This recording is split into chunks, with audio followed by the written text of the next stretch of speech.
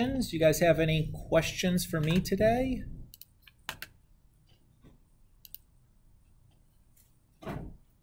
Yeah, Cheyenne. Can you do 12 on worksheet 3? Yeah. Worksheet 3, numero 12.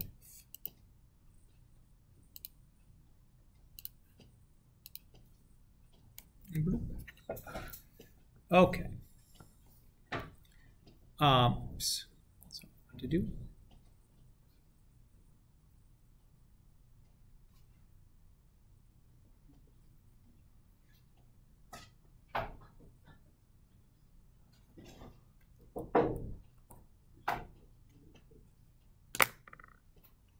Yeah, come on. All right. So, Cheyenne, the first thing I want to do is identify my values for A, C, H, and K. So to rewrite this thing kind of in that standard form, I would do this. So my A is 2, my C is 2, my H is 0, and my K is 0. So now the amplitude is the absolute value of A, so that's just 2. The midline is y equals K, so that's y equals 1. The period is 2 pi times the absolute value of C, so that's going to be 4 pi. And the frequency is 1 over 4 pi. Then to get the points for my function, I'm going to take the points from the parent function. These would be on that reference point sheets. And transform them by Cx plus H, Ay plus K. So when I plug that in, 2 times 0 is 0. 2 times 0 plus 1 is 1. 2 times pi over 2 is pi. 2 times 1 plus 1 is 3. 2 times pi is 2 pi. 2 times 0 plus 1 is 1. 3 pi over 2 times 2 is 3 pi. 2 times negative 1 plus 1 is negative 1. And then 2 times 2 pi is 4 pi. And 2 times 0 plus 1 is 1. So we'll go ahead on over here and start plotting. So I have 0, 1, pi 3, 2 pi 1, 3 pi negative 1, 4 pi positive 1. So that's like one period of my function. And I'm just going to kind of continue. So the first thing we did was we went to a maximum, back to a midline, down to the minimum, back to the midline. So there's my original, and then if I were to extend this one more, I would be down at my minimum here. So there's my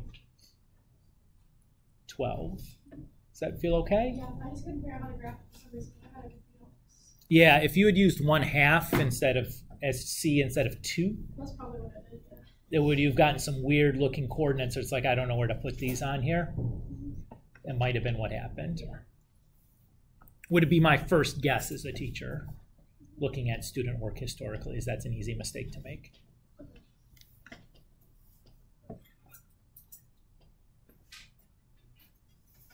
All righty. Other questions? No? Okay. So to this point, we've done a couple of things, right? We have talked about transformations of these sine and cosine functions, right? We've talked about how to graph a sine and cosine function by taking the parent and then transforming it to create the graph. We've talked about how to take the graph of a sine or cosine function and write an equation for it. Today we're going to be talking about taking information about the graph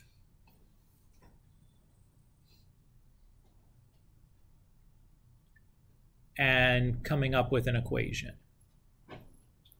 So this is still 3.1. This is still the first section.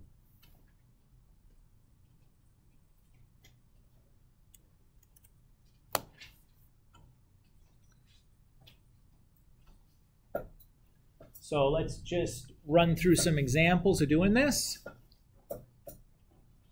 So it says construct a sinusoid with an amplitude of 4, period of 3 pi, and passes through the point 3, 1. So when we say sinusoid, what we mean is we want an equation for sine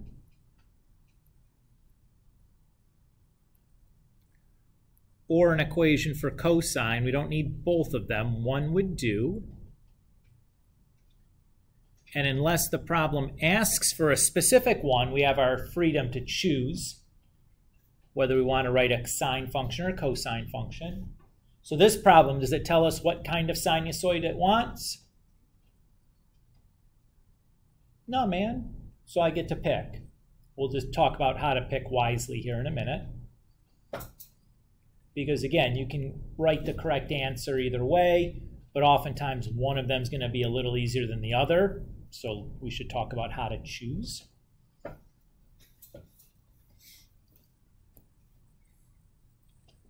Okay, the next thing says we have an amplitude of 4. What is the amplitude? Which coefficient is the amplitude related to again? A, C, H, or K?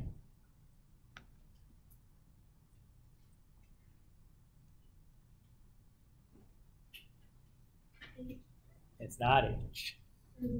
It's A. Yeah. The amplitude, we remember, is the absolute value of A.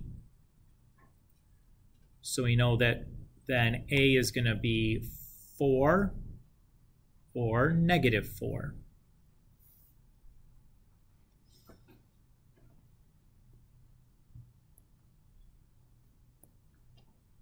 The period is related to which coefficient, A, C, H, or K?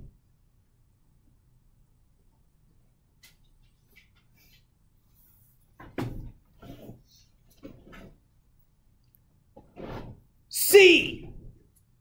The period is 2 pi times the absolute value C.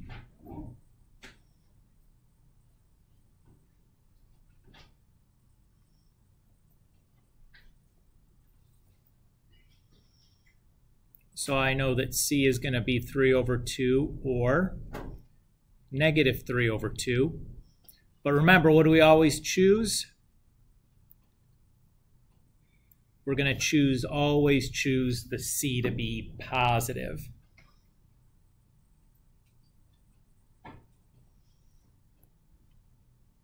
Okay, so we have the possible values for A. We have a value for C. We only have one more piece of information left, is that it passes through the point 3, 1. So somehow this last part has got to tell us the value for H, for K, whether A is 4 or negative 4, and whether we should be using sine or cosine. Woof! It's a lot of stuff that I'm supposed to get out of just not a very detailed piece of information. Well, the fact that it's not detailed actually really helps us. The problem just needs the graph to pass through that point, right? So we can pick, we, us, you, me, all of us get to choose where that point 3, 1 falls on the graph. Can it be a maximum, a minimum, a midline point? We get to pick where we want it to have happen. Ooh, Mr. Kulik, does it matter which one I pick? No is my answer, but you can make your life easier with your choice. And I, for one, would like to keep making my life as easy as I can make it, right? So we're going to choose for that to be a midline point. So that's where I want that 0.31 to lie in my graph, is I want it to be a midline point. Okay? Because I'm choosing it to be a midline point, should I choose to use a sine function or a cosine function? I'm going to pick the sine function.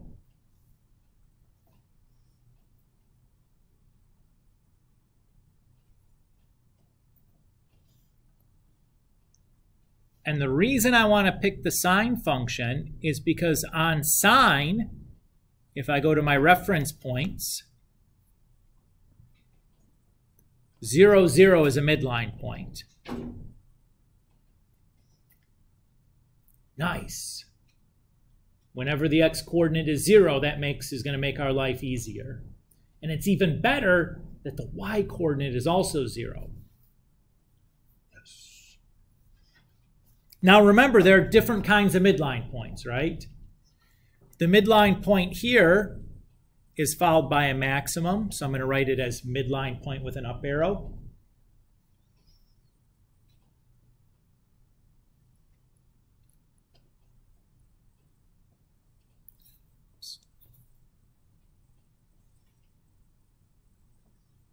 And this is going to pair to the point on my resultant function, 3, 1, which we already decided was a midline point. Hey, Mr. Kulik, can I pick the kind of midline point that is also? Yeah, of course you can. Doesn't give us any detail about where that point, like what kind of point that needs to be, so we have the freedom to choose. I'm going to choose for it to be the exact same kind of midline point, because why would I not, right? That's the easiest possible situation. Okay. So since the midline point is the exact same kind of midline point, what does that tell me? It tells me that the A needs to be positive.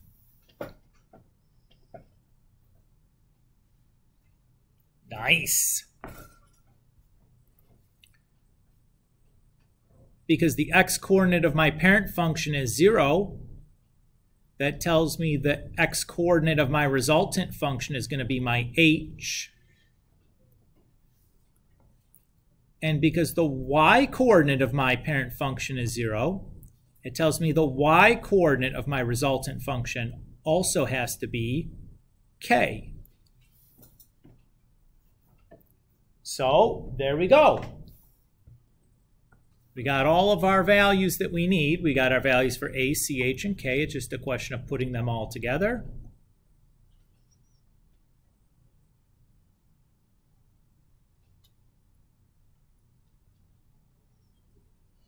Now, Mr. Kulik, was there more than one answer to this?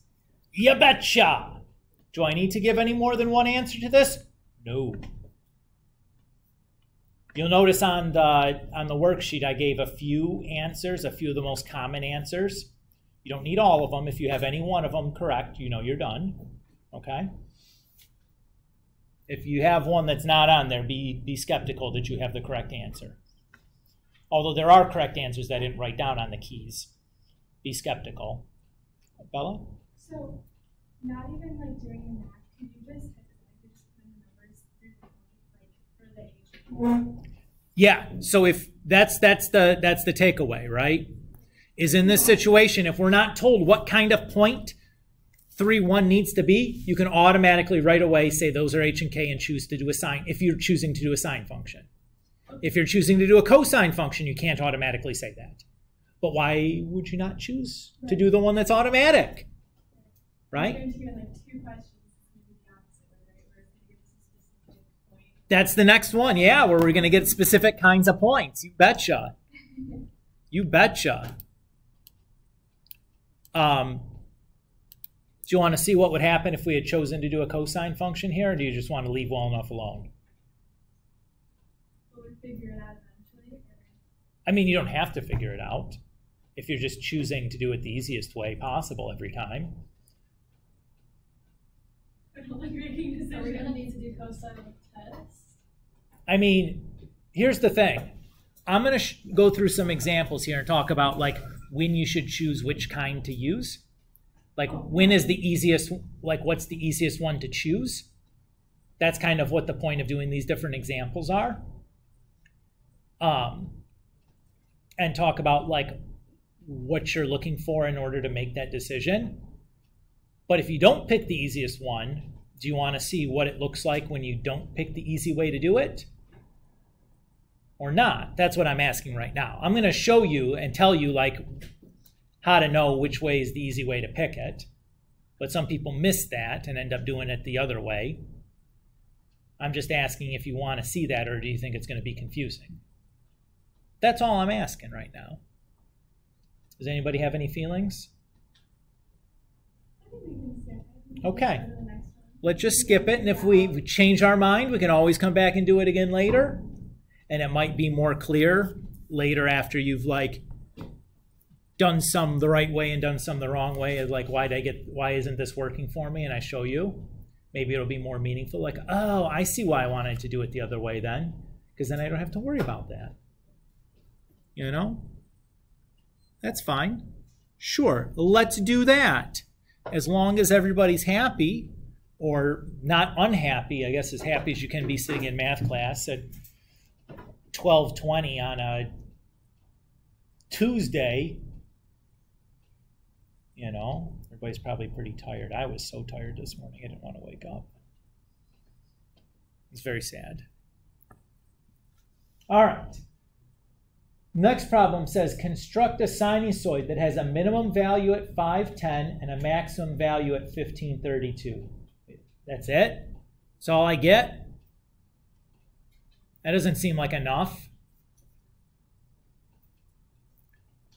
Yeah, that's not a lot of information, huh, guys? Well, my suggestion to you on a problem like this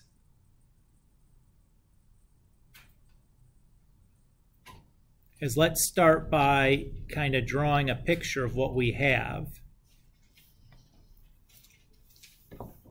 Everybody cool with that right there? That's kind of the picture that we have. So I know then this is the midline, right?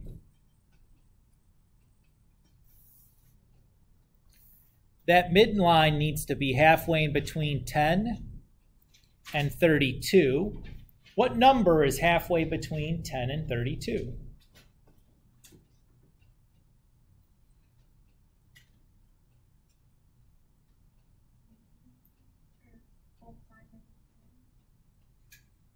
Halfway between 10 and 32? Oh, no, I'm sorry. In the middle? For the next one, sorry. That's okay. What's in the middle of 10 and 32? Sure. Which is just that slope. How about just the average? 32 plus 10 divided by 2.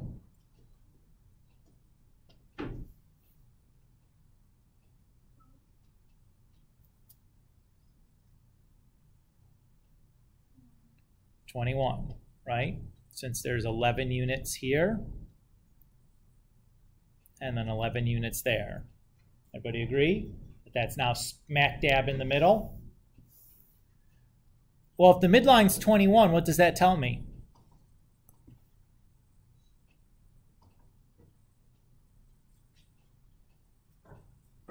There's K. Whoa! And wait a minute, Mr. Kulik. What's that 11 mean then? Isn't that 11 then the distance from the midline to an extrema? Isn't that the amplitude then? You betcha. And if the amplitude's 11, doesn't that mean that A is 11 or negative 11? Yes, sir. Oh, This is coming together then. The picture really helped kind of visualize what I had here, didn't it? Okay. Now here's the tough one. How much of the period do we have here? Well, let's do this. Let's draw maybe the rest of it, like to a full period. So we're starting here at the minimum, right? The period would end at another minimum, right? The next minimum.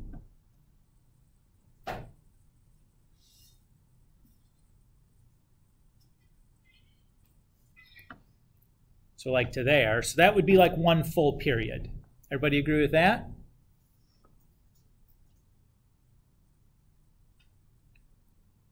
What percent of a period is that piece that I've highlighted there in green? Right? What percent of the period was that?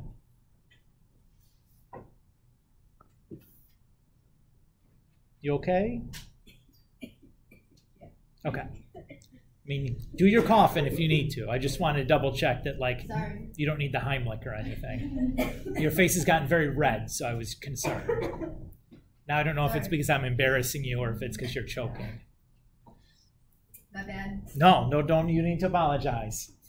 I'm glad to hear you can talk. So, and laugh about it afterwards. So that's all good. Those are all good signs.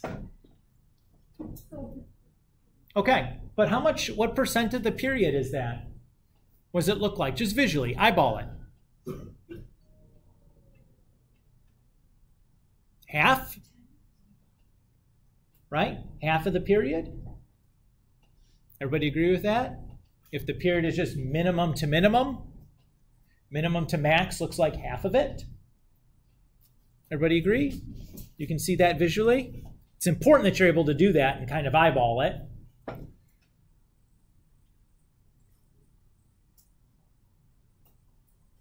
So that section is half a period. How long is that section? If it's going from 5 to 15.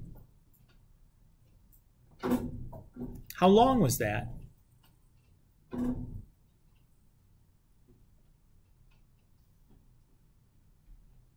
$10 units, right?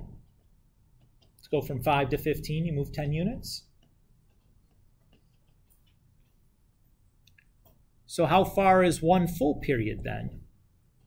If half a period is 10, a full period is 20. And remember the period is 2 pi times the absolute value c. So if I divide both sides by 2 pi and I reduce, I get 10 over pi.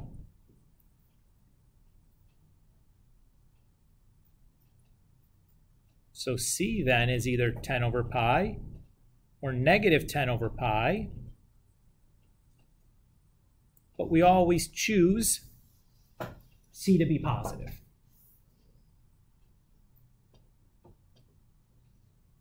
Is everybody okay there? Can I make a little aside here?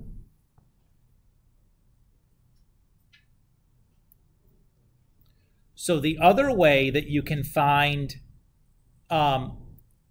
k and the amplitude, yes, sure.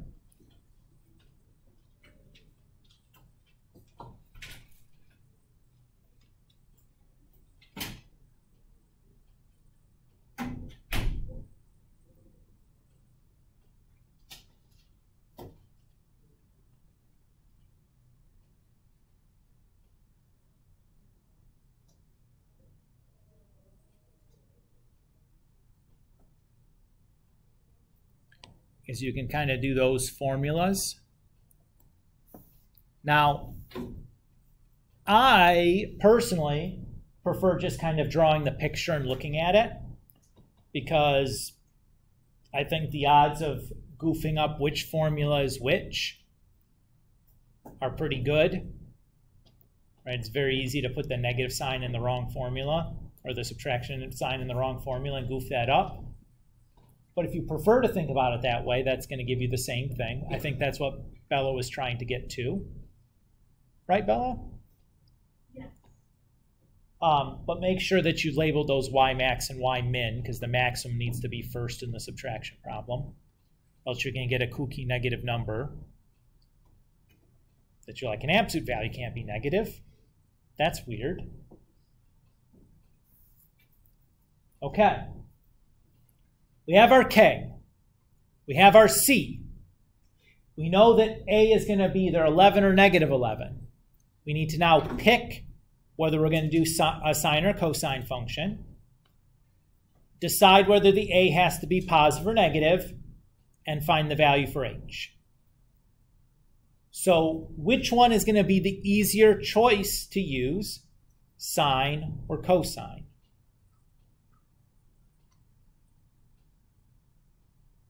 There's a choice that's easier here, although not both choices are fine. Let's pick the easier one, though. The key here in deciding is the type of point we have. Since we have extrema, we want to pick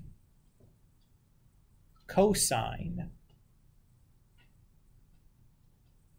And the reason we want to do that is because cosine has an extrema whose x-coordinate is 0.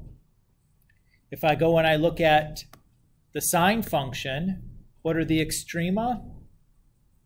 These guys. Look at their x-coordinates. Not 0. If I look at cosine, these are the extrema. Look at that one. That one has an x-coordinate 0. That makes the math easier if we're able to do that. That's why I want to use cosine if the points that I'm given are extreme points, either maxes or mins. Okay?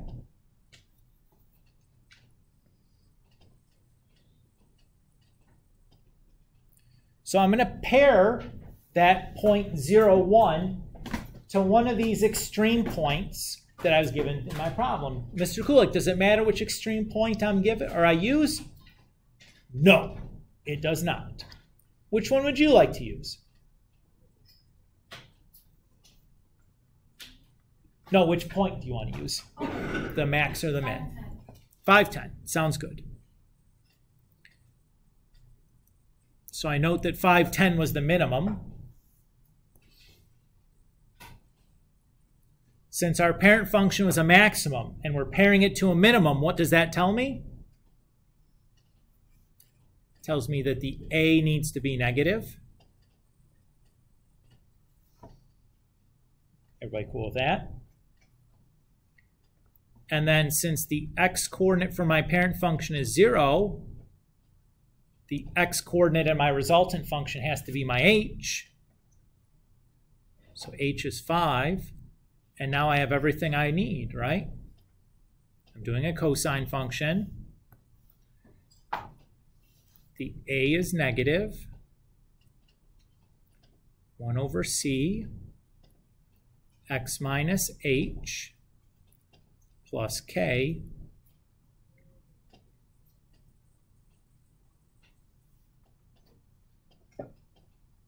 and there we go.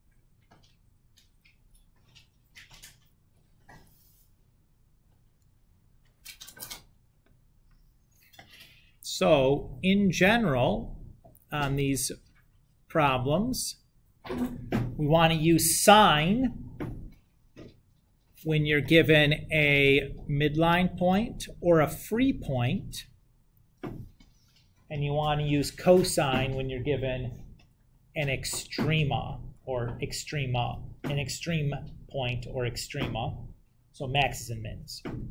If you have a problem where you have a midpoint and an extreme point, then really you could choose either one, right? I would choose the midpoint because I get h and k all pretty much for free automatically. That's one less thing to have to worry about. But, you know, it's not wrong to pick the other one. What do you guys think here? Ready? Just time for some practice? Figure out what you know and don't know now, after you've seen a couple of examples. Note here that the process we're using is really identical to what we did when we had just the graph, right? That you did in the previous homework assignment. It just now, instead of having the entire graph to look at, you just have a little bit of information about the graph.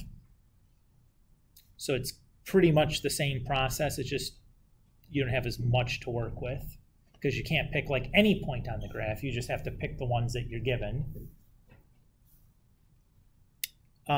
So you guys should be looking at worksheet 4 and then problems 13 and 14.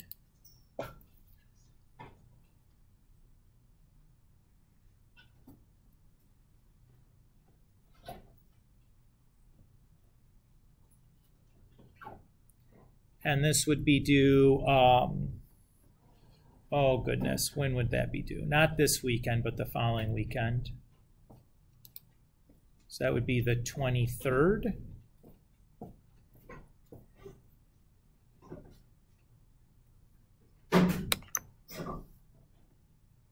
What do you guys think? It's all right. All right. I'm stopping here today, I think. This feels like this is the most difficult thing I think we ask you to do in this chapter is this kind of problem right here. I think so.